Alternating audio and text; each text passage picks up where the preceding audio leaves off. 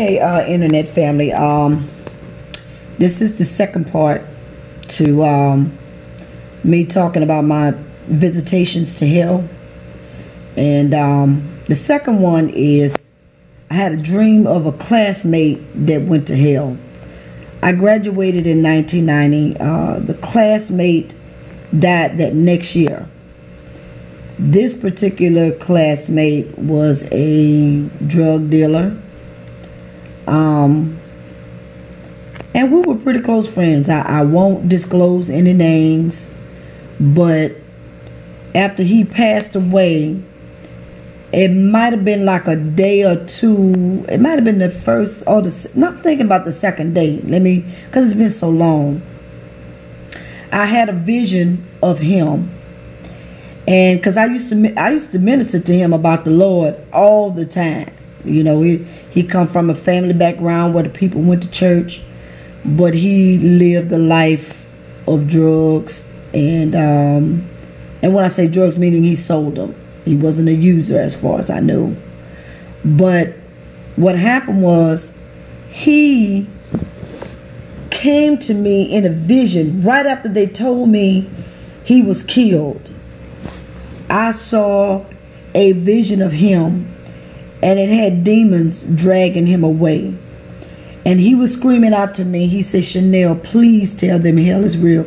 Please warn them about hell. Please tell them about hell is real." And the demons were dragging him away in this vision.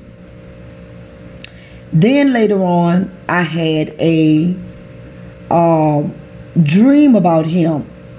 But it wasn't just a dream. It's like each time I have it in a dream, but it feels so real, like I was actually there. And I saw him in hell. But what happened was I saw him in a dark, it was like a dark cave. And the only light that was there was the light that I believe God allowed to show in there, because without God's light, I couldn't have seen anything. Because in hell, everything is dark. But what happened was I saw him walking around in this dark, damp cave. And you could tell it wasn't nowhere here, you know, in the earth realm. You knew it was the spirit realm where he was. And in there, I could tell it's like he couldn't see me because God made me. I was like a hologram, and he couldn't see me, but I could see him. But for some reason, all of a sudden, he had this feeling like he knew that someone's presence was there. And just for a split second, the Spirit of God allowed him to see me. We looked at each other, contact to contact. We looked at each other. And what happened was, when I saw him, he was like a gray, his body was like a gray mist. He had patches of skin missing all over his face. And he wasn't crying or anything. It's almost like he was in like a waiting place, waiting for his judgment. And so I don't ask me to explain it. I just know what I saw. And can't say there are different compartments to hell. Why he wasn't screaming and crying, I don't know. But I know he was there, and I knew he was a gray mist, and patches of skin was just missing. And what happened was, like I said, I was a hologram, and it's like he couldn't see me at first, but it's like all of a sudden he could feel my presence, and God allowed him.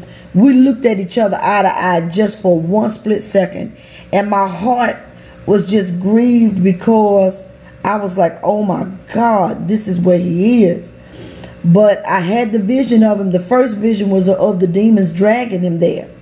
And he knew about the gospel, you know. And what I've come to learn about hell is that it's no joke, that it's real. So I just wanted to share. This is a second part to one of my visitations to hell. And like I said, I won't disclose any names. But I saw a classmate there. And if you don't know Jesus, accept him as your personal savior. This place is real. I'm not trying to explain anything, because some people want an explanation. I'm not going to give it. I just know what I experienced and what I saw, and my heart was grieved. And all I know is that if nobody wants to go there, accept Christ as your personal Savior. Yes, you got other people out there, well, I don't know, I don't believe. Well, I can't change your mind. All I know is if your mind is changed, maybe God is going to have to give you a visitation and allow you to see what a lot of us, God is giving a lot of people visitations to hell. Not only to heaven, but to hell. Because a lot of Christians and a lot of people don't believe that hell exists. But it does. And maybe he'll be gracious enough for those who don't believe, atheists, agnostics, people in false religions. Maybe I pray that God do give you that visitations to let you know the realness of it. But I'm going to go on to another video, and I'm going to do a part 3 to this. Thank you, Internet World. I love you, and I'm praying that you give your life to Christ.